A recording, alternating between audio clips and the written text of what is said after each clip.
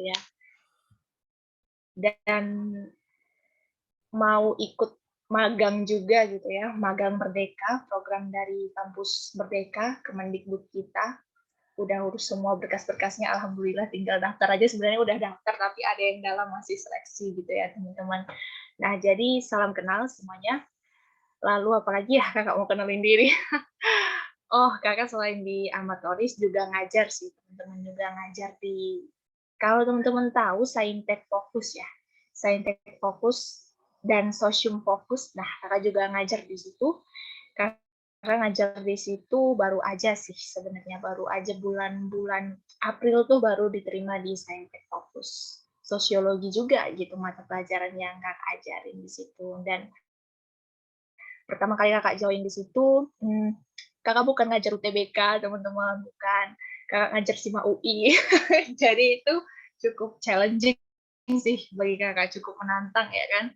Ngajar SIMA soal-soal SIMA UI. Jadi ya benar-benar lebih challenging pastinya untuk ngajar soal-soal SIMA UI. Nah, selain kakak ngajar di sini dan Saintek Fokus, kakak juga jadi Public Relation Officer, teman-teman, di salah satu platform psikologi kesehatan mental, yaitu yang bernama House Life.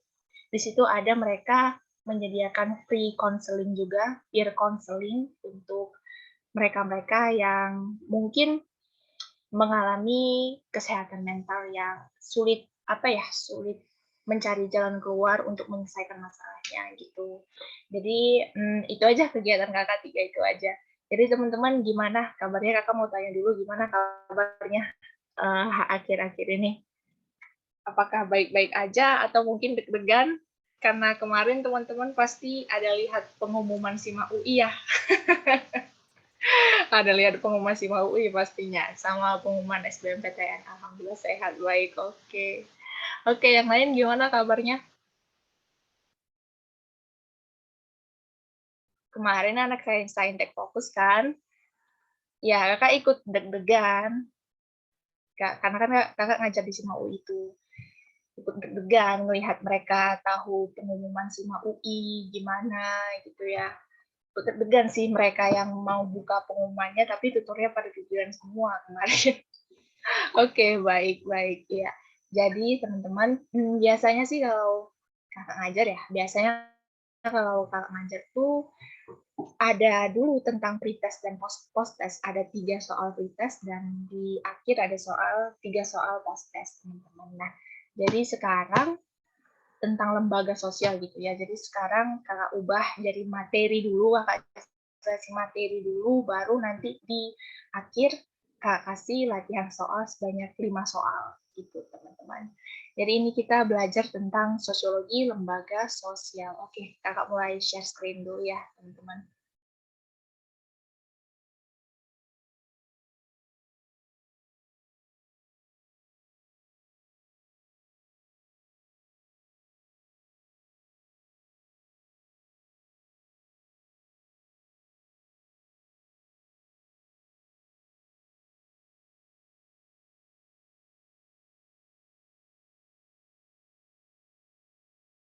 Oh, tunggu. Oh, sorry. Bentar, udah kelihatan ya teman-teman ya di sana ya. Oke, jadi nanti setelah kakak jelasin mengenai lembaga sosial ya teman-teman, udah kelihatan kan PPT-nya di tempat teman-teman semua, coba di kolom chat respons. Oke, udah. Ya, oke ya teman-teman, thank you. Nah, jadi ini diperhatikan baik-baik teman-teman, ya disimak baik-baik gitu ya, karena nanti ada 5 soal latihan gitu ya, menguji pemahaman teman-teman nih. Nanti kalau masih ada yang salah gitu ya dalam menjawabnya, masih ada yang banyak yang salah, belum banyak yang benar gitu, itu nggak apa-apa, itu permulaan. Ya, itu permulaan untuk kita mengerjakan UTBK nantinya. Oke, ini sekarang kita bahas mengenai lembaga sosial. Nah, apa aja sih yang ada di lembaga sosial? Kita lihat ya. Next, tunggu sebentar. Oke, ini kita ke definisinya dulu, teman-teman. Kita ke definisinya. Nah, apa sih lembaga sosial itu? Kalau kita ketahui ya, pengertian atau definisi lembaga sosial adalah lembaga, ya, lembaga yang terdiri dari masyarakat yang berkumpul menjadi satu kesatuan dengan adanya satu kesamaan visi dan misi. Artinya lembaga sosial ini adalah badan, ya, badan yang mana kontennya terdiri dari masyarakat yang berkumpul menjadi satu. Nah, di sini itu masyarakatnya, ya, anggota masyarakatnya memiliki visi dan misi yang sama. Yang berarti visi itu kan artinya wawasan ke depan, ya, teman-teman. Visi itu artinya pandangan atau wawasan ke depan, dan misi berarti tugas, ya, tugas yang dirasa seseorang wajib untuk dilakukan. Tugas yang dirasa orang wajib untuk dilakukan demi agama, patriotisme, idealisme, dan sebagainya. Ya, nah, itulah yang namanya misi, ya. Jadi visi dan misi itu berbeda, ya, teman-teman, sesuai dengan pengertian yang kakak jelasin tadi, gitu ya.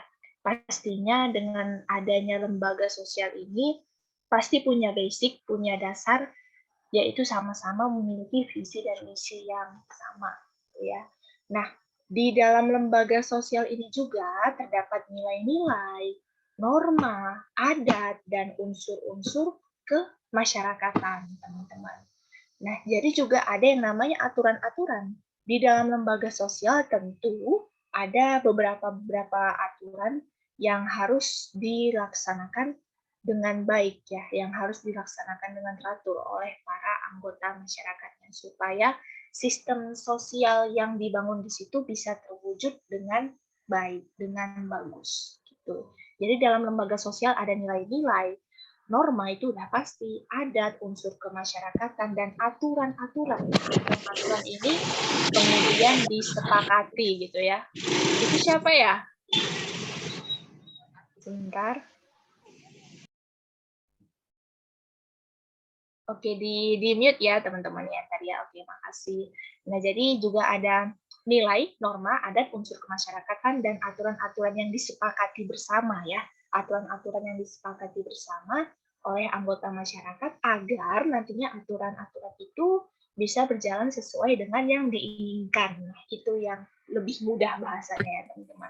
Oke, kita ke fungsi lembaga sosial. Kita lihat fungsi lembaga sosial di sini ada 3, teman-teman. Apa-apa aja ya. Nah, yang pertama, memberi pedoman pada anggota masyarakat. Memberi pedoman pada anggota masyarakat. Itu udah pasti, teman-teman. Yang mana lembaga sosial ini berfungsi sebagai pegangan.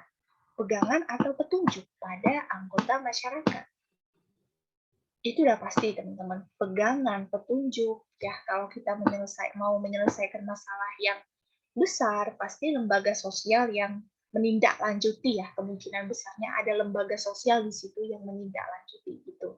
Nah, yang kedua, menjaga keutuhan masyarakat. Pasti lembaga sosial pasti menjaga keutuhan masyarakat. Pasti mencegah terjadinya terpecah belah, disintegrasi. Nah, ini juga bagian dari fungsi lembaga sosial, teman-teman. Gimana masyarakat itu tetap utuh, tetap menyatu gitu ya. Nah, yang ketiga itu memberikan pengarahan kepada masyarakat untuk mengadakan sistem pengendalian sosial. Nah, jadi lembaga sosial ini juga berfungsi atau bertugas untuk mengarahkan masyarakat mengadakan sistem pengendalian sosial. Kalau kita mengingat kembali, ya, kita flashback tentang pengertian pengendalian sosial atau definisi pengendalian sosial sendiri itu adalah usaha, ya teman-teman. Usaha untuk mencegah, mengatasi, atau memberikan sanksi atas dasar terjadinya penyimpangan sosial. Nah, jadi di sini lembaga sosial selain berfungsi sebagai pedoman, menjaga keutuhan gitu ya, supaya nggak pecah, dia juga mengarahkan masyarakat untuk membantu, ya, menolong masyarakat untuk mengadakan sistem pengendalian sosial. Itu, teman-teman. Pengendalian sosial ada yang bersifat preventif, ya, mencegah dulu sebelum terjadinya penyimpangan sosial, dan ada yang bersifat represif gitu ya, teman-teman. Nah, represif itu adalah setelah terjadinya penyimpangan sosial baru diatasi. Nah, itu yang namanya sistem pengendalian sosial. Nah, kita lanjut ya ke selanjutnya itu ada apa sih? Nah, selanjutnya itu ada jenis-jenis dari lembaga sosial, teman-teman. Bukan hanya satu dan dua ya jenis-jenisnya ya. Kita ketahui dulu jenis-jenisnya itu ada berapa. Yang pertama, lembaga keluarga. Yang kedua, lembaga pendidikan. Yang ketiga, lembaga agama. Yang keempat, lembaga politik. Ya, teman-teman, ada banyak, ada lumayan banyak, teman-teman. Yang kelima, ada lembaga ekonomi. Yang keenam, ada lembaga hukum. Yang ketujuh, ada lembaga budaya. Gitu ya, ada 7, teman-teman. Ada 7 jenis-jenis dari lembaga sosial. Kita ketahui satu-satu. Oke? Nah, lembaga keluarga yang pertama. Keluarga, kita ketahui ya, kita ketahui bahwa keluarga itu adalah kelompok sosial paling kecil, kelompok sosial paling primer gitu ya, kelompok sosial primer paling kecil dan terdiri atas 2 orang atau lebih, yang mana 2 orang ini hanya ayah dan ibu gitu ya, hanya pasangan suami istri atau lebih. Nah, lebih ini berarti ada anak-anaknya gitu ya. Mungkin ada anak-anaknya, ada neneknya, ada kakeknya gitu ya, dan memiliki ikatan darah. Udah jelas ya, yang namanya keluarga pasti memiliki ikatan darah. Perkawinan, pernikahan, ataupun adopsi, teman-teman. Nah, jadi anak-anak yang diadopsi itu juga termasuk ke dalam keluarga ya, teman-teman. Nah, adopsi sendiri adalah pengangkatan anak ya, pengangkatan anak orang lain sebagai anak sendiri. Nah, kita ketahui juga bahwa ada fungsi keluarga di sini, yaitu yang pertama fungsi tetap, teman-teman. Fungsi tetap keluarga, oke, meliputi fungsi biologis. Fungsi biologis atau meneruskan keturunan, menghasilkan keturunan. Fungsi afeksi, yang mana keluarga di sini berfungsi untuk menyalurkan rasa kasih sayang ya, sama-sama menyalurkan rasa kasih sayang. Afeksi, teman-teman. Nah, dan fungsi sosialisasi adalah fungsi yang mana keluarga di sini sama-sama melakukan proses belajar.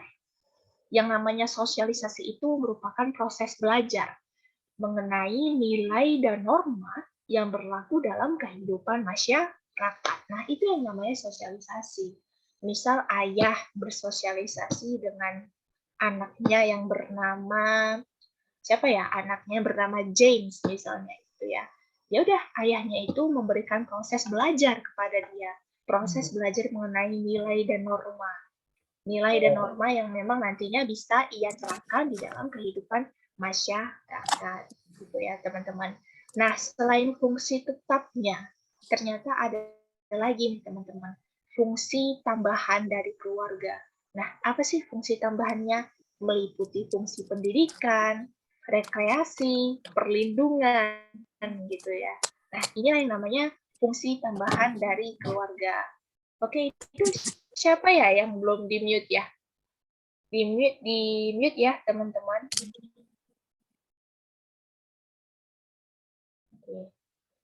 Nah, jadi itu fungsi tambahannya ada lagi, teman-teman. Ada fungsi pendidikan, rekreasi, perlindungan. Nah, kalau pendidikan itu seperti sekolah ya, teman-teman. Kita ketahui seperti sekolah, kampus, ya, universitas, institut, politeknik. Nah, rekreasi yang namanya itu tamasya, piknik gitu ya. Nah, perlindungan justru keluarga ini tempat paling utama untuk melindungi sesama anggota keluarganya. Ayah melindungi anaknya, anaknya melindungi ayahnya, gitu ya. Ibunya melindungi anak-anaknya, anak-anaknya melindungi ibunya. Nah, justru perlindungan itu sebenarnya ada utamanya di keluarga, teman-teman. Nah, kita lanjut ke lembaga pendidikan. Lembaga pendidikan merupakan lembaga yang orientasinya ke pendidikan, tempat belajar, dan mengajar, yang mana anggotanya bisa belajar untuk menjadi lebih baik lagi dalam satu bidang. Jadi ada satu bidang yang dikuasai ketika kita mengikuti lembaga pendidikan ya. Lembaga pendidikan itu bukan hanya kayak sekolah-sekolah ya teman-teman, lembaga pendidikan itu ya sekolah, kampus, universitas, institut, politeknik gitu ya. Lalu ada bimbingan belajar ya, itu lembaga pendidikan informal, bimbingan belajar kayak les gitu ya. Lalu ada kepelatihan. Nah, kalau pelatihan soft skill misalnya ya, pelatihan digital marketing, pelatihan public relation, pelatihan copywriting, content writing. Nah, itu juga termasuk ke dalam lembaga pendidikan yang informalnya, teman-teman. Gitu ya. Nah, jadi dari adanya dari adanya ini ya, teman-teman, dari adanya kegiatan kegiatan belajar dan mengajar, pastikan ada interaksi ya. Pastikan ada interaksi yang dihasilkan dari kegiatan belajar dan mengajar.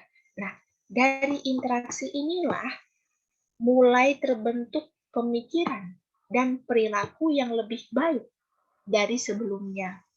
Wawasannya mungkin dalam pemikiran gitu ya, pada pemikiran wawasan si murid ya kan, wawasan si murid jadi lebih luas, jadi lebih berpengetahuan gitu ya, berwawasan.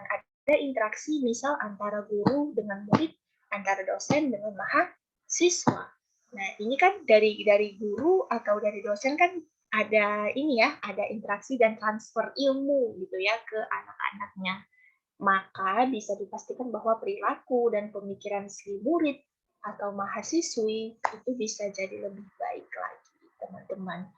Oke, kita lanjut ke poin 3 ya. Poin 3 tadi ada lembaga apa? Nah, poin 3 itu ada lembaga agama.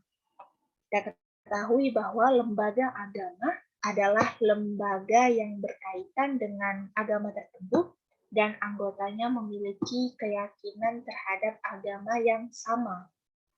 Nah, jadi dalam anggota yang memiliki agama yang sama, tentunya di sini mereka bisa sharing-sharing tentang ilmu agamanya, bisa bagi-bagi ilmu tentang agamanya, gitu ya, dan bisa juga mengadakan atau melaksanakan kegiatan keagamaan, yang mana nantinya diharapkan dari adanya kegiatan keagamaan itu, dari adanya sharing-sharing ilmu tentang agama, gitu ya, diharapkan ini dapat menjaga kesatuan atau keutuhan umat beragama, gitu teman-teman. Nah, lembaga politik.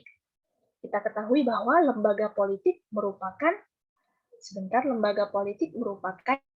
lembaga di dalam masyarakat yang berkaitan dengan penanganan masalah, ya, yang berhubungan dengan tata tertib, aturan, dan administrasi tertentu, teman-teman. Nah, lembaga politik ini juga nantinya bisa aja, teman-teman, bisa aja mengatasi berbagai hal, bisa aja mengatasi berbagai masalah gitu ya. Dan dalam lembaga politik ini juga ada anggota masyarakat yang pastinya memiliki visi dan misi yang sama dalam hal politik. Contohnya partai politik. Nah, itu di dalamnya pasti ada orang-orang atau anggota-anggota masyarakat yang punya visi dan misi yang sama, ya kan? Yang punya visi wawasan ke depan yang sama, yang dirasa ada tugas yang harus diselesaikan, yang wajib diselesaikan. Itu contohnya partai politik untuk lembaga politik ya, teman-teman. Oke, kita lanjut ke poin 5 ya, poin 5. Nah, di sini ada lembaga ekonomi. Lembaga ekonomi adalah lembaga dalam masyarakat yang berkaitan dengan masalah ekonomi, dengan masalah perekonomian negara ya, dengan masalah perekonomian negara dan memiliki tujuan agar kebutuhan ekonomi dalam kehidupan masyarakat bisa terpenuhi dengan baik ya. Jadi fungsi atau tujuan dari adanya lembaga ekonomi adalah menstabilkan perekonomian kita. Gimana caranya perekonomian kita yang tadinya fluktuatif, naik turun ya, yang turun-turun aja nggak naik-naik, nah akhirnya bisa stabil lagi. Nah, itulah tugas dari lembaga ekonomi. Contoh dari lembaga ekonomi itu koperasi ya, teman-teman. Koperasi, bank, BUMN, nah itulah tujuan dari lembaga ekonomi, teman-teman. Dia bertujuan untuk bertujuan untuk menstabilkan. Di mana yang tadinya naik turun atau turun aja jadi kembali stabil. Nah, jadi kembali meningkat perekonomian kita. Nah, itu yang tugas dari lembaga ekonomi. Nah, lalu yang keenam adalah lembaga hukum. Pengertiannya adalah lembaga hukum adalah lembaga yang mengatur tentang tata tertib, teman-teman. Tata tertib dalam masyarakat dan memberikan bantuan dalam bidang hukum kepada masyarakat yang membutuhkan. Oleh karena itu ya, teman-teman, oleh karena itu ini kan lembaga hukum dia sewaktu-waktu membantu atau menolong masyarakat yang membutuhkannya. Oleh karena itu, enggak semua masyarakat kita ini ngerti tentang hukum ya, teman-teman. Enggak semua masyarakat kita ini paham atau ngerti tentang hukum gitu ya. Nah, jadi ketika masyarakat kita ini mengalami masalah, mengalami kesulitan untuk menyelesaikannya gitu ya. Nah, bisa aja si lembaga hukum ini siap membantunya. Ya memang masalahnya itu besar gitu ya.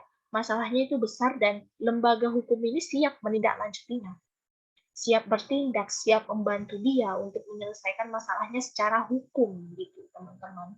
Nah, hampir sama seperti lembaga politik tadi ya, teman-teman. Lembaga hukum ini juga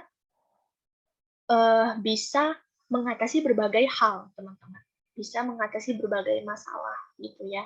Nah, contoh dari lembaga hukum ini adalah MPR, Mahkamah Agung, ya, MA, Mahkamah Konstitusi, MK, KY, Komisi Yudisial, DPR juga gitu ya, dan lain sebagainya yang memang dia berbadan hukum. Itulah yang namanya lembaga hukum, teman-teman. Lembaga budaya yang ketujuh ada lembaga budaya. Nah, lembaga budaya dari definisinya kita ketahui bahwa lembaga publik yang terdapat dalam suatu negara yang berfungsi sebagai pengembangan budaya, ilmu pengetahuan, lingkungan, seni, dan pendidikan masyarakat. Nah, ini hampir sama sebenarnya teman-teman. Hampir sama sebenarnya teman-teman seperti lembaga pendidikan tadi. Cuma kalau lembaga budaya ini kan fokusnya ke budaya ya, teman-teman. Memang fokus ke kebiasaan. Kebiasaan masyarakat itu gimana sih? Nah, itulah yang akan dibagikan oleh lembaga budaya. Tentang seninya, tentang adatnya gitu ya. Nah, itu yang namanya tugas atau fungsi dari lembaga budaya. Kalau pendidikan tadi kan ke pengetahuan ya, ilmu pengetahuan, teknologi, industri. Nah, itu yang disalurkan atau yang disebarkan dari lembaga pendidikan ya, teman-teman. Nah, oke, sampai di sini aja materi kita. Memang ini lumayan apa ya? Yang lumayan banyaknya itu di jenis-jenis lembaga sosialnya, teman-teman. Ada yang mau ditanyakan kira-kira teman-teman? Tidak apa-apa. Di chat juga nggak apa-apa ya, teman-teman. Oke, ini kayaknya ada yang nanya sebentar. Oh, nggak ada yang nanya. Jadi ini apa ya? Oh, G-Form. Oke, ada yang nanya, teman-teman. Ada yang bingung mungkin dari lembaga sosial, karena lembaga sosial ini dia sering ada, teman-teman. Dia sering sekali masuk ke soal-soal UTBK dari tahun ke tahun. SIMA UI gitu ya. Nah, SIMA UI ini juga banyak tentang lembaga sosial, teman-teman. Jadi ada yang ingin bertanya, teman-teman nggak apa-apa, tanya aja di chat. Jangan malu-malu ya, atau di unmute juga nggak apa-apa. Oh, untuk PPT-nya iya, kayaknya bakal di-share sih, kayaknya iya bakal di-share. Iya, bakal di-share kok ke anak-anak muridnya. Aulia. Bakal di-share kok. Oke, ada yang mau ditanya lagi tentang materi kita, mungkin bingung di mananya gitu ya, di tentang jenis-jenisnya, di tentang lembaga mana gitu ya yang bingungnya. Mungkin ada yang bingung teman-teman mengenai lembaga sosial, ada yang mau ditanyakan? Tanya-tanya aja teman-teman, kalau bingung jangan malu-malu ya gitu. Takutnya malu-malu kesesat di jalan nih pas UTBK. Jadi ayo mungkin yang mana yang tadinya dibingungin pas kakak jelasin, Ada yang mau disampaikan kira-kira pertanyaannya?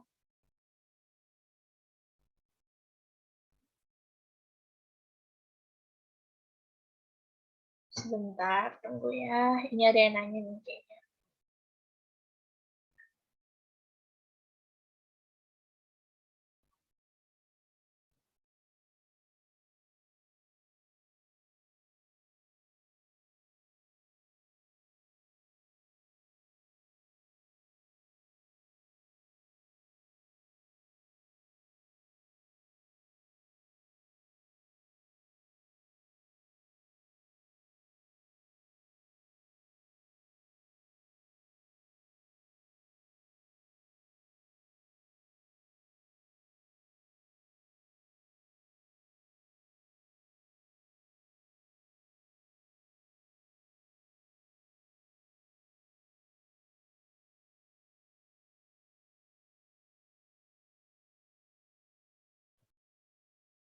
Oke, kalau contoh dari lembaga budaya itu ada lembaga adat, teman-teman ya. Lembaga adat itu juga termasuk ke dalam lembaga budaya, teman-teman. Karena kan memperkenalkan adat ya, adat adat istiadat warga itu gitu ya.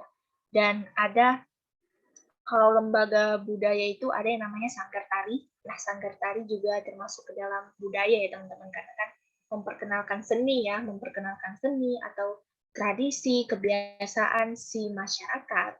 Lalu ada keraton, keraton yang di Jogja dan keraton di Surakarta. Nah, itu termasuk ke dalam lembaga budaya juga, teman-teman.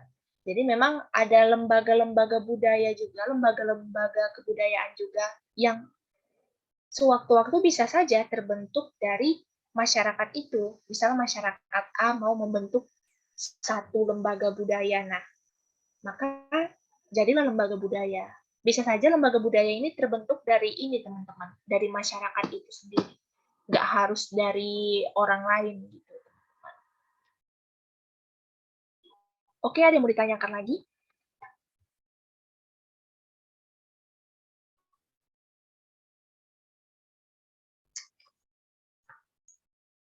Ada yang mau ditanyakan lagi, teman-teman, kira-kira? Ada yang bingung nih, mungkin dari apa gitu ya, dari contoh-contohnya atau dari apanya gitu. Silakan aja teman-teman ditanyain.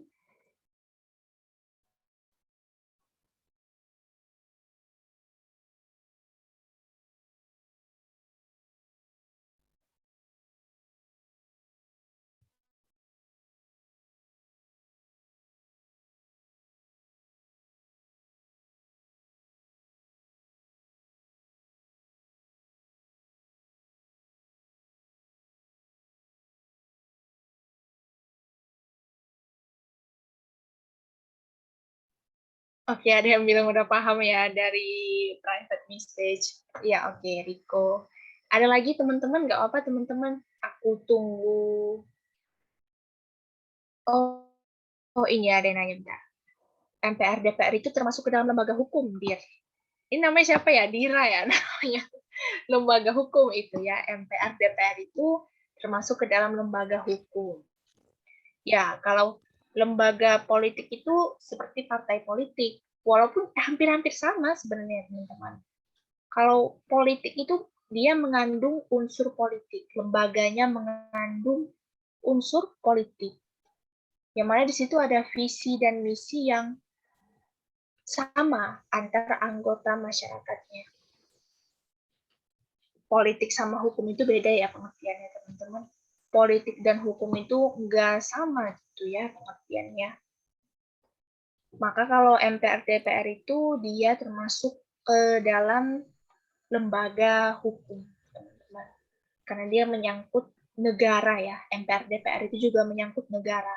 Sama dengan Mahkamah Agung, Mahkamah Konstitusi gitu ya.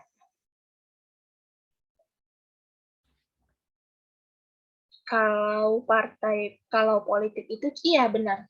Kayak parpol. Nah, contohnya itu iya benar kayak parpol.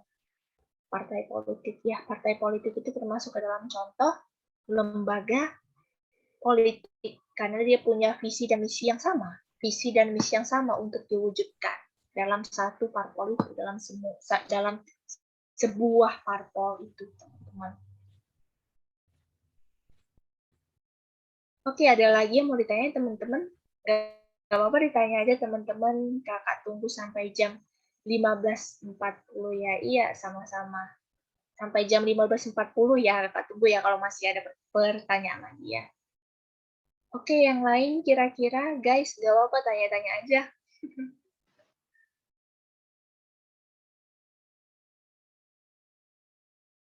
Jangan lupa nanti diisi G-form-nya ya, G-form yang udah dibagikan di kolom chat ya, teman-teman. Jangan lupa nanti diisi G-form-nya ya. Oke, ditunggu sampai 15.40 ya, teman-teman, kalau ada pertanyaan lagi.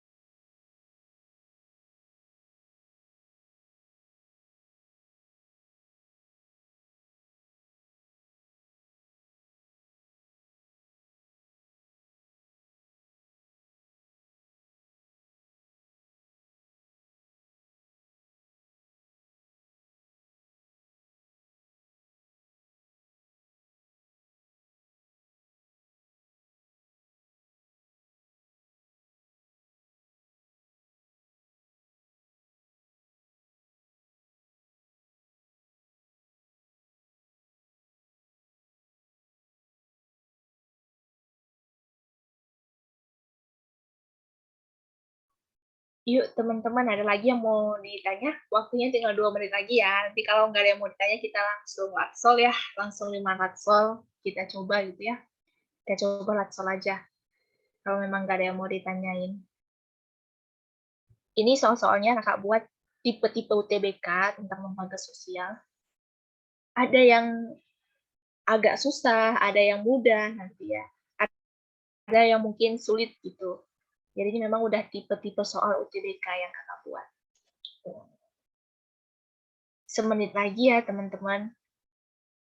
Kakak buka sesi tanya jawab.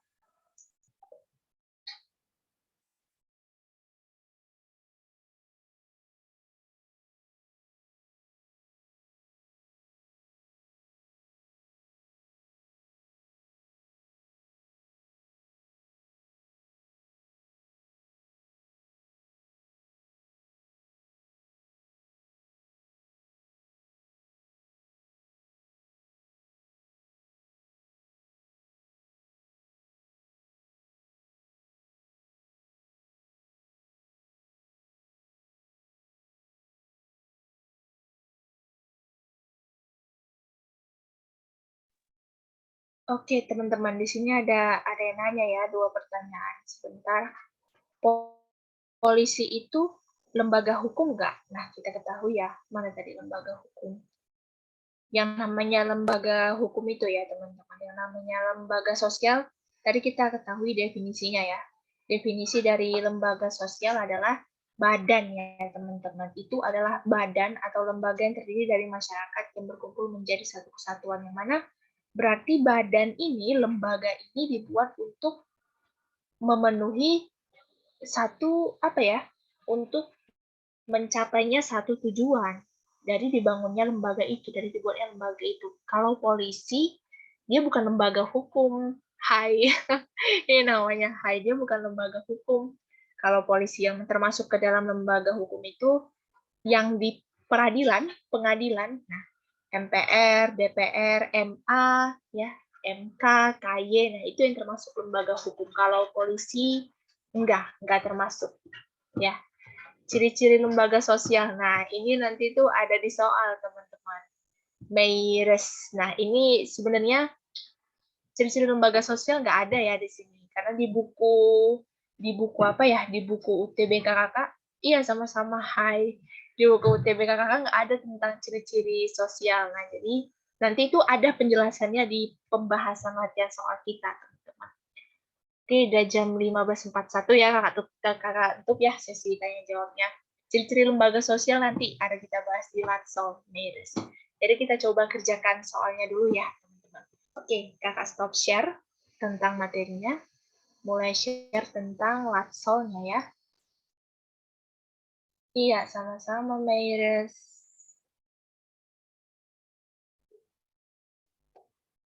Nah, oke, ini dia Latsol dari lembaga sosial, tentang lembaga sosial. Nah, ini soalnya dikerjakan selama 2 atau 3 menit ya, teman-teman. Teman-teman bisa mute apa jawabannya, misalnya jawabannya A, nah ketik aja atau bisa ketik di chat gitu ya, jawabannya D, nah ketik D di kolom chat atau bisa di unmute aja juga nggak apa-apa, teman-teman. Nah, soal nomor 1 dikerjakan 2 sampai 3 menit ya, teman-teman. Karena di UTBK waktu kalian itu benar-benar singkat untuk mengerjakan satu soal, teman-teman. Jadi ditunggu nanti waktunya satu soal itu kerjainnya 2 atau 3 menit ya, teman-teman, 2 sampai 3 menit. Oke, kita mulai ke soal nomor 1. Sebentar. Nah, teman-teman, coba teman-teman jawab ya, teman-teman. Perhatikan benar-benar soalnya ya, soalnya dan pilihan-pilihan jawabannya. Nah, kakak bacain dulu ya ininya soal dan pilihan jawabannya. Di sini nomor 1, berkembangnya warung internet yang menyediakan game online menyebabkan orang tua resah terhadap pergaulan anak-anaknya. Keberadaan game online itu menyebabkan anak kecanduan dan melakukan penyimpangan, seperti sering melanggar tata tertib sekolah. Peran dari lembaga keluarga untuk mengatasi permasalahan tersebut adalah, nah, yang A, membelikan koleksi games terbaru bagi anak-anak, B, melarang anak bergaul dengan kelompok bermain, C, memfasilitasi anak dengan teknologi gadget canggih, D, menghukum anak dengan tindakan fisik dan psikis, E, mengarahkan anak mengikuti kegiatan ekstrakurikuler di sekolah. Nah, teman-teman, yang mana nih kira-kira jawabannya? Yuk, teman-teman jawab aja yuk di kolom chat. Kira-kira yang mana nih? Oh, udah ada yang jawab E ya. Yang E. Oke, yang E. Iya, ini nggak pakai Kahoot, Riko.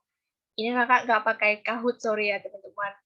Sebenarnya mau sih belajar pakai Kahoot gitu ya, tapi laptop kakak suka nge-lag gitu, suka ada aja penyakitnya. Jadi kayaknya kalau buka Chrome gitu kayak ada rada-rada nge-lag, rada-rada nyendat-nyendat kalau disatuin, kalau di share screen di Zoom gitu. Jadi ya sebenarnya mau kakak belajar pakai itu gitu kan, tapi laptop kakak kurang mendukung, teman-teman. Sorry ya teman-teman. Oke, apa itu E? Mengarahkan anak mengikuti kegiatan ekstrakurikuler. Oke, teman-teman. Ada lagi? Mungkin ada yang lain, jawaban lain? Kira-kira nggak ada ya kayaknya ya. Udah 2 menit nih teman-teman jawab. Nah, oke, apa sih pembahasan dan jawabannya? Nah, kita buka ya. Kita buka pembahasan dan jawabannya. Oke, benar teman-teman. Jawaban teman-teman itu benar. Jawabannya itu E, mengarahkan anak mengikuti kegiatan ekstrakurikuler di sekolah. Iya, ini benar. Kita lihat pembahasannya. Anak-anak yang kecanduan game online dapat terganggu konsentrasi belajarnya. Itu udah pasti ya, teman-teman. Pikirannya entah kemana-mana aja gitu ya. Kalau lagi belajar pas ke game aja ya. Nah, akibatnya kemauan dan prestasi belajar anak menurun. Jadi menurun.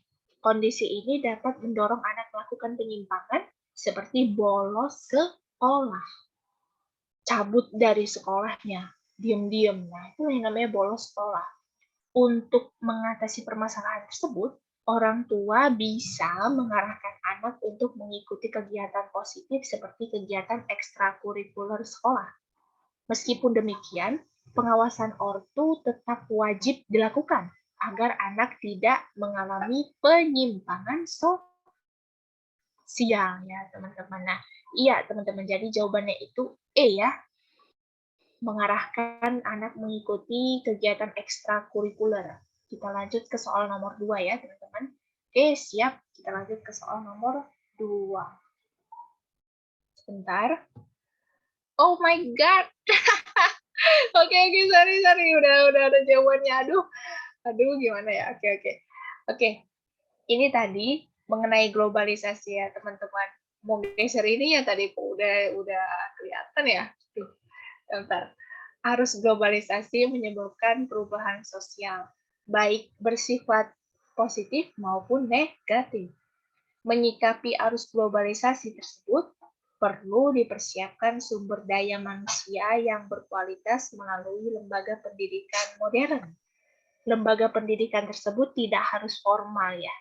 Kayak yang tadi ya, ada lembaga informal juga seperti kepelatihan, bimbingan belajar. Nah, di sini lanjut ke soalnya, tetapi juga dapat berupa lembaga non-formal atau informal, seperti Balai Latihan Kerja atau BLK.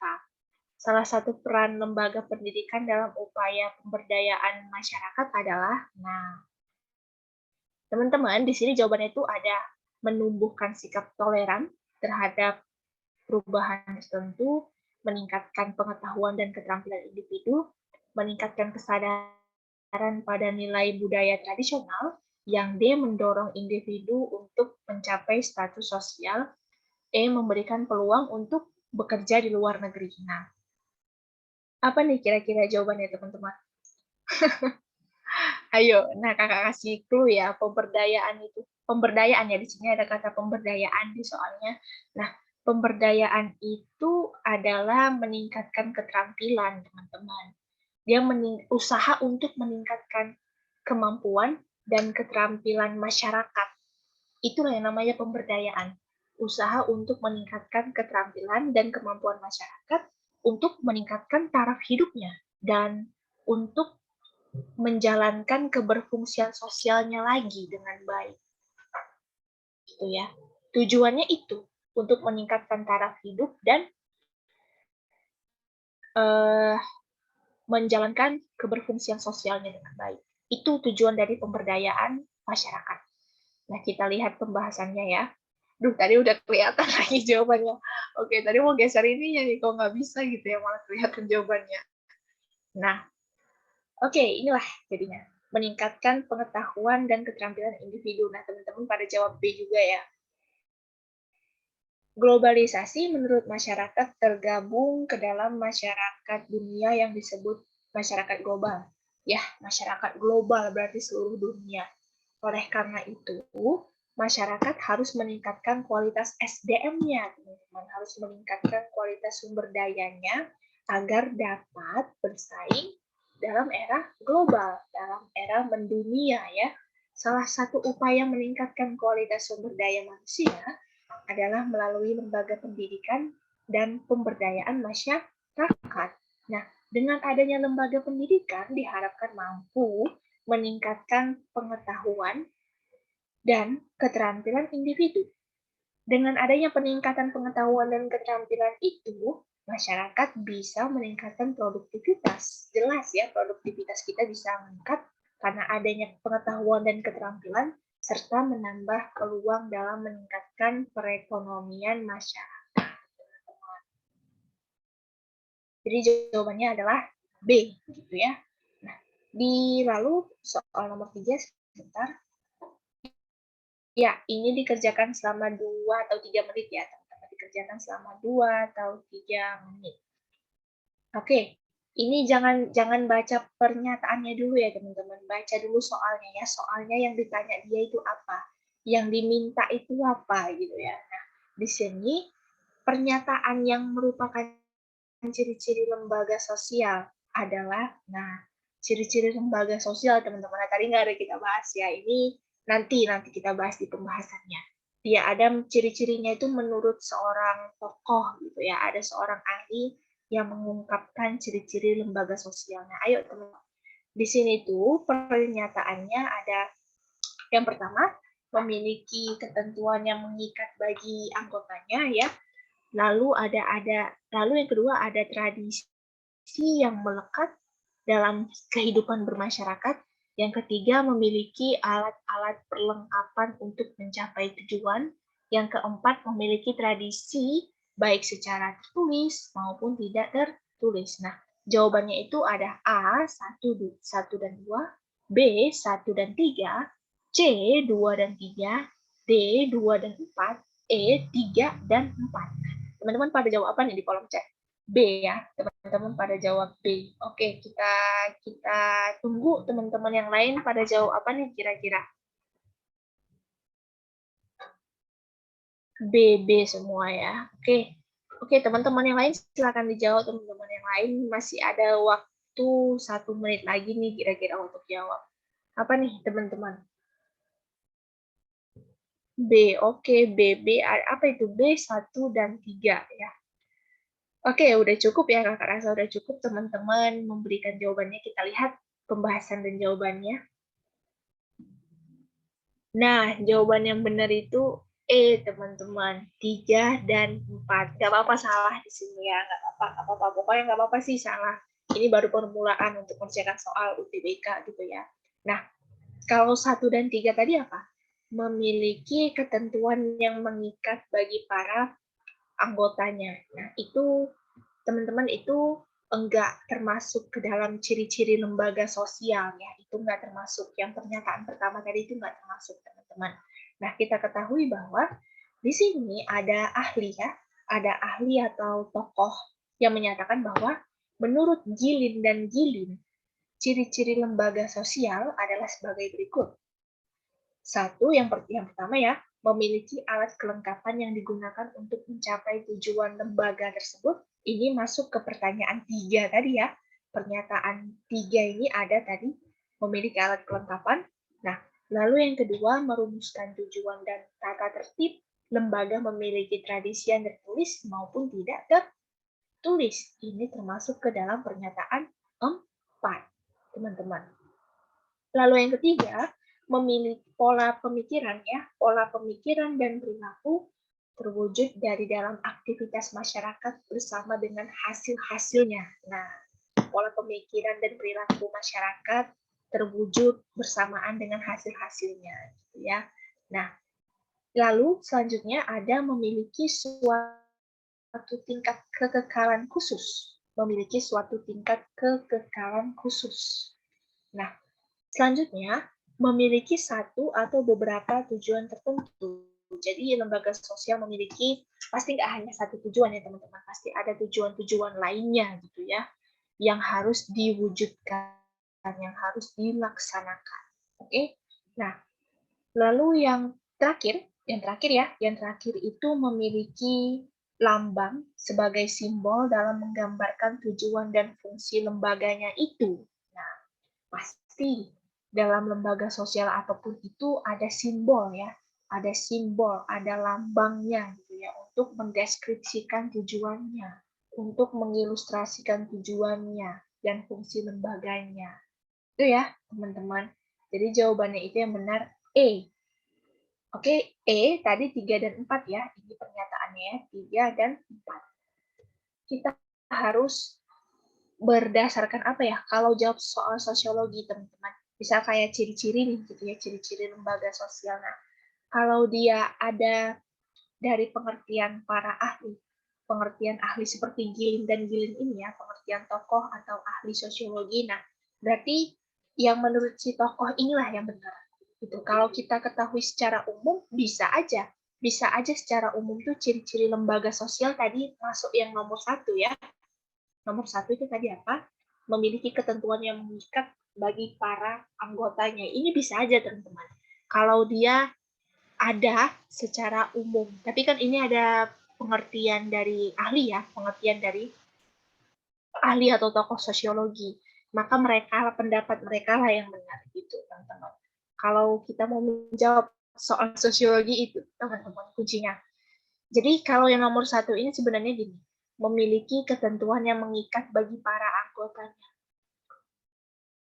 Ini tuh sebenarnya, teman-teman, kalau dalam lembaga sosial yang menurut tokoh atau ahli tadi itu nggak ada ya ciri-cirinya, nggak termasuk.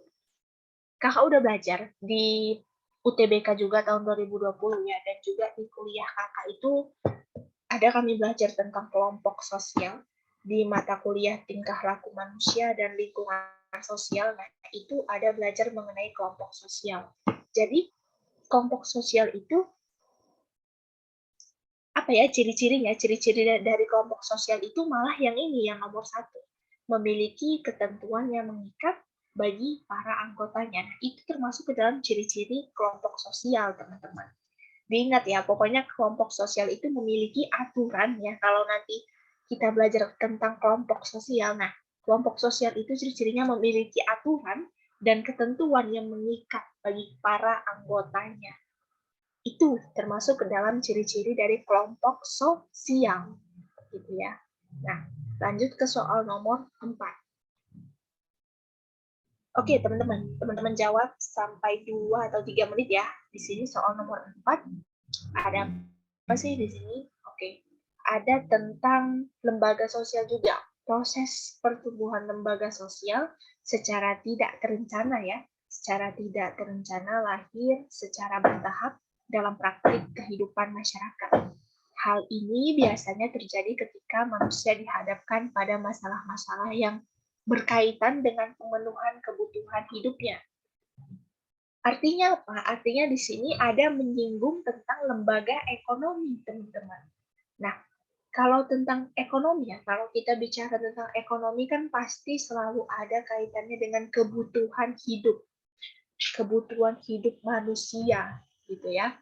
Nah, berikut ini yang merupakan contoh dari proses pertumbuhan lembaga sosial tersebut adalah, nah, berdasarkan cerita ini ya teman-teman, berdasarkan cerita manusia yang dihadapkan dengan masalah kebutuhan hidupnya. Nah, jadi dari lembaga sosial tersebut, apa tuh contoh proses pertumbuhannya? Gitu ya. Oke, udah ada 2 orang yang jawab di chat. Apa sih? Kira-kira B ya.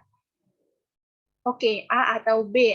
Masih banyak yang bingung juga ya, A atau B. Oke, A.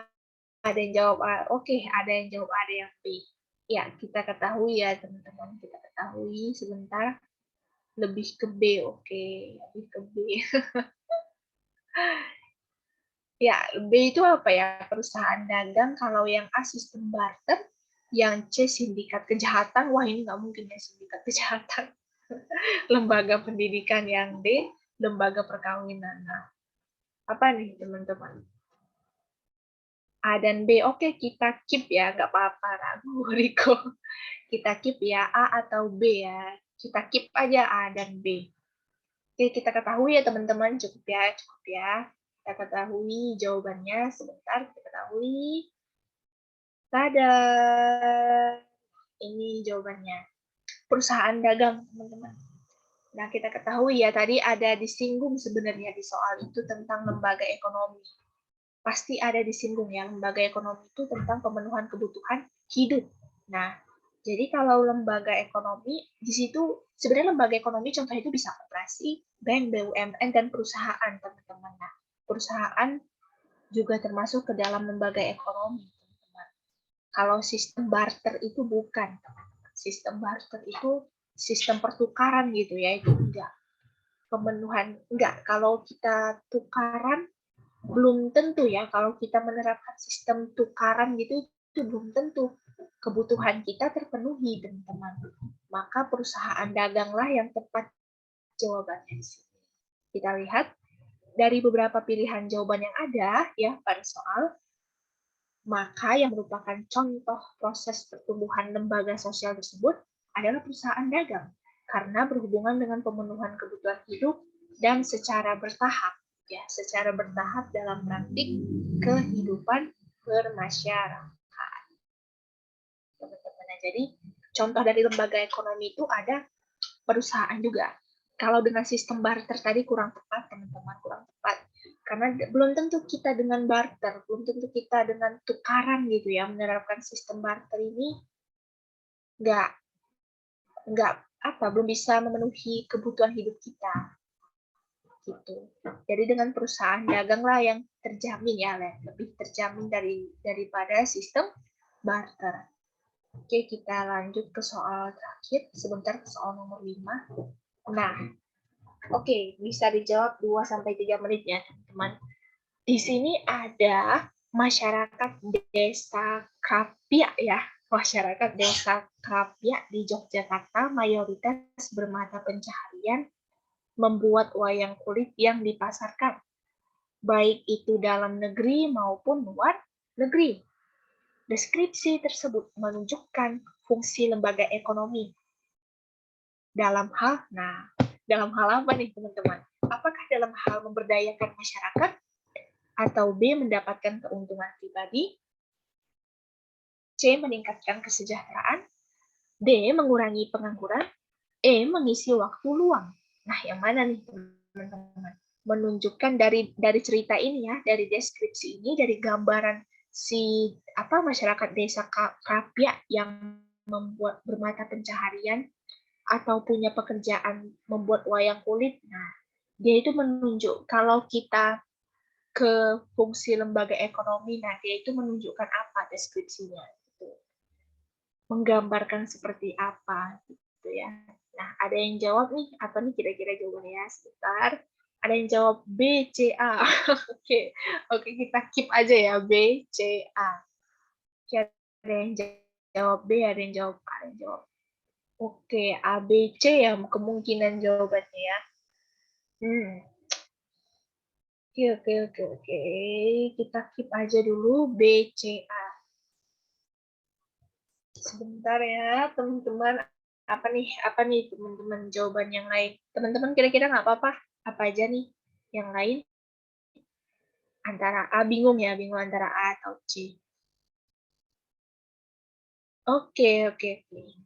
Semenit lagi ya, kira-kira teman-teman ada yang mau jawab? Juga nggak apa-apa, semenit lagi ditunggu.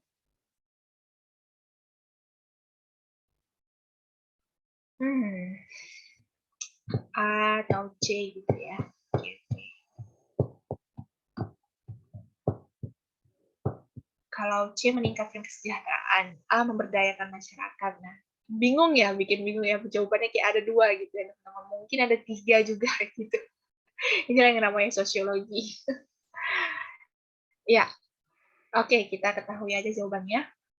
Jawaban dan pembahasannya kita keep A, B, C tadi, oke. Kita ketahui ya teman-teman, sebentar. Nah, jawabannya itu yang benar A, teman-teman. Memberdayakan masyarakat. Nah ya, pemberdayaan atau memberdayakan adalah usaha untuk meningkatkan kemampuan dan keterampilan masyarakat demi berjalannya keberfungsian sosial dia dengan lebih baik. Tujuannya juga untuk meningkatkan taraf hidup masyarakat. Nah, itulah yang namanya memberdayakan. Oke. Dari deskripsi soal tadi menunjukkan bahwa fungsi lembaga ekonomi dalam hal memberdayakan masyarakat, yang mana berarti masyarakat diberdayakan ya, masyarakat diberi kemampuan, diberi keterampilan untuk memiliki keterampilan khusus ya, keterampilan yang spesifik gitu maksudnya ya, keterampilan khusus atau spesifik sehingga dapat membuat wayang kulit untuk dipasarkan baik dalam negeri maupun luar negeri sebagai pekerjaan, sebagai profesi, atau sebagai mata pencaharian mereka. Nah, jadi yang paling tepat itu jawabannya memberdayakan ya, teman-teman. Memberdayakan. Kalau meningkatkan kesejahteraan itu kurang tepat, teman-teman. Kurang tepat kalau meningkatkan kesejahteraan. Nah, kalau mendapatkan keuntungan pribadi juga kurang tepat, teman-teman. Memang kalau sosiologi ini, teman-teman, nggak jauh pasti jawabannya itu dari kata memberdayakan atau pemberdayaan. Nah, ya, jadi jawabannya adalah A. Oke, teman-teman, mungkin ada yang dibingungin dari soal ini? Ada pertanyaan dari soal-soal ini? Kira-kira, sebentar. Gemeinschaft ya, PKK. Enggak. Enggak. Kalau PKK itu termasuk ke dalam Gesellschaft, bukan Gemeinschaft. Kalau PKK itu termasuk ke dalam Gesellschaft. Ini tentang kelompok sosial ya. Oke, ini tentang kelompok sosial. Kalau game main itu kan yang dia bersifat ini ya, hubungannya bersifat batin, oke? Bersifat batin, dekat, saling peduli, dan memang anggotanya itu terkenal intim lah gitu ya, intim. Anggotanya itu sangat intim. Kalau yang game main ya, seperti contohnya itu keluarga ya, game Manscape itu contohnya keluarga. Dia sangat dekat hubungannya, sangat intim. Kalau Gesell, oh sorry, kalau contoh dari sebenarnya gini, kalau yang di SIMA UI ya teman-teman, kakak juga ngajar di SIMA UI yang dulu, contoh dari game Manscape itu masyarakat pedesaan. Masyarakat pedesaan. Sedangkan kalau Gesellscape itu masuk itu ke dalam Gesellscape itu contohnya masyarakat perkotaan. Kalau PKK itu teman-teman dia itu termasuk ke kelompok sosial yang ini, kelompok sosial informal, kelompok sosial non formal. Kalau PKK dia nggak termasuk ke dalam Gesellscape, enggak. Malah yang termasuk ke dalam Gesellscape itu masyarakat perkotaan. Nah, kita ketahui bahwa Gesellscape adalah masyarakat ya, masyarakat yang hubungannya nggak intim, berbanding terbalik, sangat berbanding terbalik sekali dengan Gamenscape. Hubungan yang nggak intim ke keluarga, apa ya, nggak dekat, kurang peduli. Nah, cuman dia kalau mau berinteraksi cuman ada kegiatan-kegiatan penting aja. Nah, kan mirip ya, ciri-cirinya tuh mirip kayak masyarakat kota ya, masyarakat perkotaan. Jadi kalau PKK itu termasuk ke dalam kelompok sosial informal. Hai. Ya, PKK itu masuk ke dalam kelompok sosial informal atau non formal. Dia nggak termasuk ke dalam gangman atau gesel. Itu enggak. Nanti mungkin bakal kita bahas lagi ya tentang kelompok sosial ya. Itu cukup sering sih keluar di UTBK, juga cukup sering keluar di UTBK dan SIMA UI. Oke, ada yang mau ditanyakan lagi dari soal ini? Ada yang bingung? Oke, sama-sama. Hai. Ada yang bingung kira-kira? Dari soal-soal ini aja mungkin ada yang dibingungin teman-teman dari ciri-ciri lembaga sosial atau dari mana, silakan gitu ya. Tanya aja teman-teman, bakal tunggu sampai jam berapa ya? Sesi tanya jawab ya sebentar. Sampai jam 16.15 kakak buka sesi tanya jawab ya. Atau kalau ada yang mau nanya tentang UTBK ya, oke, paham.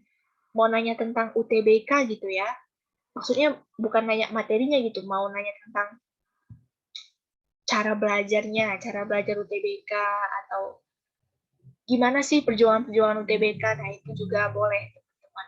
Selain dari materi, mau nanya-nanya tentang UTBK, gimana penilaiannya ya, gimana ininya semua gitu ya, kelengkapan UTBK, nah itu boleh teman-teman sharing-sharing. Kalau teman-teman pengen tahu tentang UTBK itu, boleh ditanya-tanya.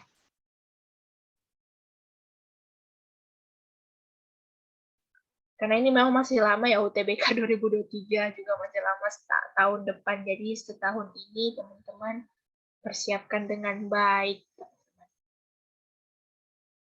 Persiapkan dengan baik belajarnya ya teman-teman.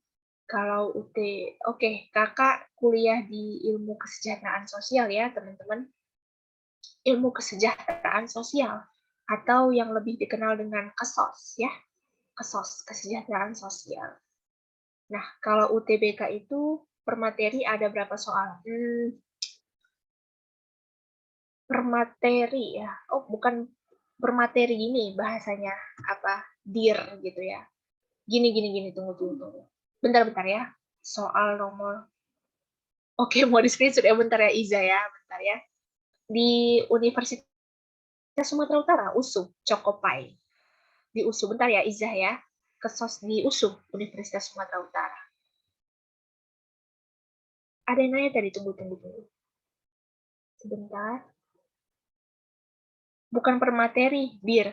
Jadi misal subtes ini ya. Kita bahas subtes ya, Misal kalau di TPS itu kan ada pemahaman penalaran umum ya. Pertama penalaran umum, pemahaman bacaan dan menulis. Yang ketiga tuh subtes apa? Pengetahuan dan pemahaman umum ya. Yang keempat ada PK, pengetahuan dan kuantitatif. Kalau di TPA itu sosiologi, sejarah. Kalau sosium ya sosiologi, sejarah, ekonomi, geografi, dan mungkin ada matematikanya ya. Mungkin ada matematika sosium gitu ya, bisa aja. Bisa jadi ada gitu ya teman-teman. Nah, per subtesnya itu ada 15 soal. Dir, ada 15 soal gitu ya. Ada 15 soal per subtes. Nah, jadi teman-teman persiapan yang baik ya, persiapan yang rajin-rajin, pokoknya belajar untuk UTBK setahun cukup kok untuk persiapan UTBK ini.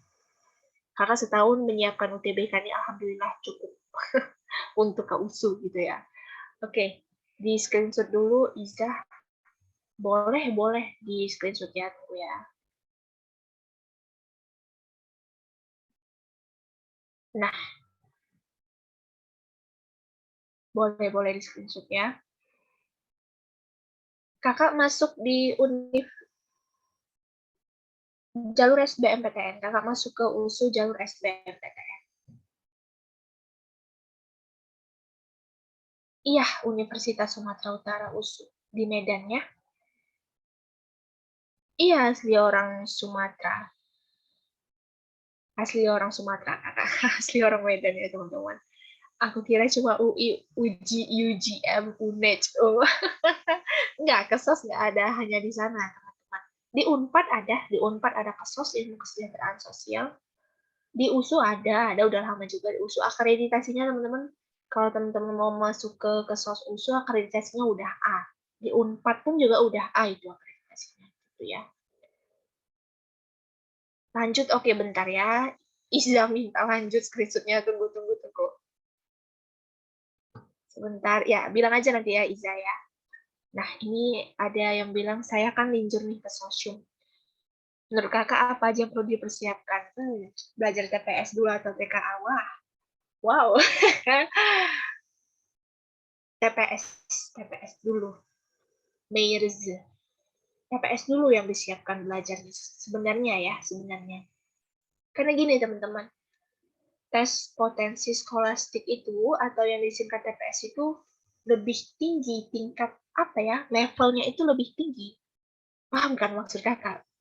Levelnya itu lebih lebih tinggi, lebih agak sulit dipahami kalau yang TPS. Nah, kita belajar yang sulit-sulitnya dulu aja teman-teman. Kita belajar yang sulit-sulitnya aja dulu, baru yang mudah-mudahnya.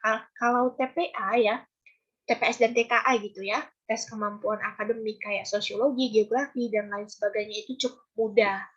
Bagi kakak, belajar TKA itu cukup mudah, lebih susah yang TPS. Kita lebih baik belajar yang sulit-sulitnya aja dulu teman-teman.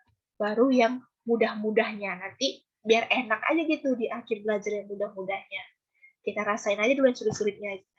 Kalau di TPS sih, paling gampang ya, paling gampang sukses menurut kakak ya PBM, pemahaman, bacaan, dan menulis. Itu paling enak sih, paling enak menurut kakak PBM. Kalau penalaran umum juga lumayan enak sih. Rekomendasi buku buat belajar UTBK, jujur kakak sebenarnya apa ya teman-teman, kalau ditanya punya bukunya sebenarnya secara pribadi enggak teman-teman. Sebenarnya kakak gini guys, sebenarnya tuh, oh ini jawabannya tinggal satu lagi Iza, jawaban nomor 2 ya, sebentar. Sebenarnya ini kakak nulis soalnya ini tuh dari buku apa ya, kalau dibilang ya ini kakak bukan dapat dari buku UTBK sih, ada memang soal-soal yang seperti ini tuh mirip bertipe-tipe sama soal UTBK, sama tipenya gitu, ada yang HOTS ya, higher order thinking skill, ada yang pengaplikasian gitu. Nah ini termasuk ke dalam tipe-tipe soal UTBK. Rekomendasi buku, sebenarnya kakak juga bingung ya mau rekomendasi buku apa. Kakak tuh belajar dari buku-buku UN juga sih sebenarnya. Di dalam buku-buku UN kakak dulu tuh ya, itu ada materi-materi tentang TKA, teman-teman, materi-materi tentang geografi, sosiologi di situ kakak belajarnya. Jadi kalau untuk buku UTBK yang TPS-nya ini nih yang bingung sebenarnya apa ya. Kakak tuh belajarnya tuh dulu dari TO tryout online gitu, teman-teman. Nggak semuanya dari buku gitu, dari media-media online. Pokoknya kalau ada TO online itu kakak ikuti. Jadi belajarnya sekalian dari situ gitu. Oke, sama-sama. Nah, teman-teman, ada lagi yang mau ditanya kira-kira? 5 menit lagi ya, 5 menit lagi ya Kak, buka sesi tanya jawab untuk tanya seputar UTBK selain ini juga boleh ya teman-teman? Boleh, boleh. Setelah mekanisme UTBK atau apa gitu yang penasaran, tanya aja. Jangan lupa diisi G-form-nya ya teman-teman ya. G-form-nya penilaiannya jangan lupa diisi, oke? Jangan lupa diisi ya semuanya. 4 menit lagi ya, ada yang mau ditanyakan lagi kira-kira?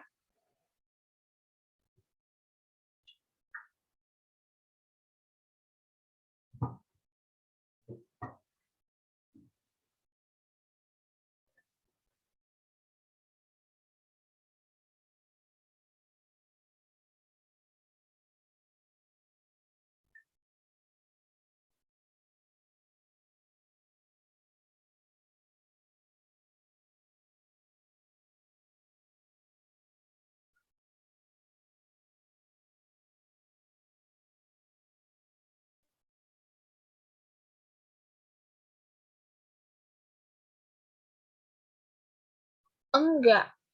Kakak les sebenarnya apa ya kalau dibilang tunggu-tunggu? Enggak, kakak nggak les bimbel sih dulu. Dulu tuh kakak sempat berlangganan sama Cerebrum. Tapi ya cuman kayak bukan cuman sih ini. Ada Cerebrum itu menyediakan banyak latihan-latihan soal ya teman-teman. Menyediakan tahu kan Cerebrum ya, tahu ya. Cerebrum gitu, cari aja nanti di Instagram. Dia banyak memberikan menyediakan latihan-latihan soal di situ. Ya udah tuh dari per minggu kakak mulai kerjain gitu kan, kakak berlangganan juga sama mereka, tapi itu bukan dalam bentuk bimbingan belajar ya teman-teman, bukan, itu latihan-latihan soal gitu. Kalau bimbingan belajar kan kayak ruang guru gitu ya, Inten, GO, apalagi yang lain, Askia, nah itu kakak nggak ada ikut-ikut kayak gitu. Ada sih minat ikut bimbel gitu kan, tapi dulu tuh 2020 tuh lagi marak-maraknya corona. Jadi kakak nggak dikasih-kasih keluar gitu sama orang tua, takut juga kan. Mau bimbel di ruang guru, sempat ada minat bimbel di ruang guru, tapi tuh sayangnya kakak berminatnya bimbel di ruang guru tuh cuman pas 2 bulan sebelum UTBK. 2 bulan sebelum UTBK kan, kakak kayak berminat aja gitu untuk daftar di ruang guru, tapi kakak pikir-pikir lagi udah mau deket UTBK kayaknya lebih baik ngerjain soal-soal dari TO online aja gitu guys. Jadi nggak les bimbel sih, nggak les bimbel. Oke ya, semenit lagi ya kita selesai ya teman-teman. Ya, G-form-nya jangan lupa diisi ya guys, jangan lupa diisi ya G-form-nya ya. Tolong banget diisi. Iya, sama-sama. Semenit lagi ya selesai ya.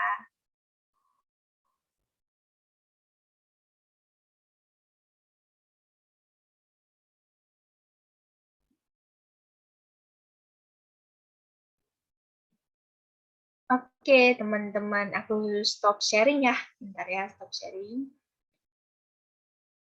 Oke, teman-teman, makasih udah mau stay dari awal sampai akhir di kelas aku ya, di kelas Mutiara Sosiologi Lembaga Sosial. Jadi aku makasih banyak ke teman-teman semua.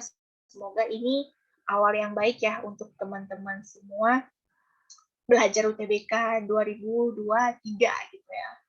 Walaupun masih lama gitu ya, semoga ini awal yang baik, semoga berkah gitu ya. Amin. Iya, sama-sama Nana. Jadi, terima kasih semuanya. Selamat sore. Wassalamualaikum warahmatullahi wabarakatuh.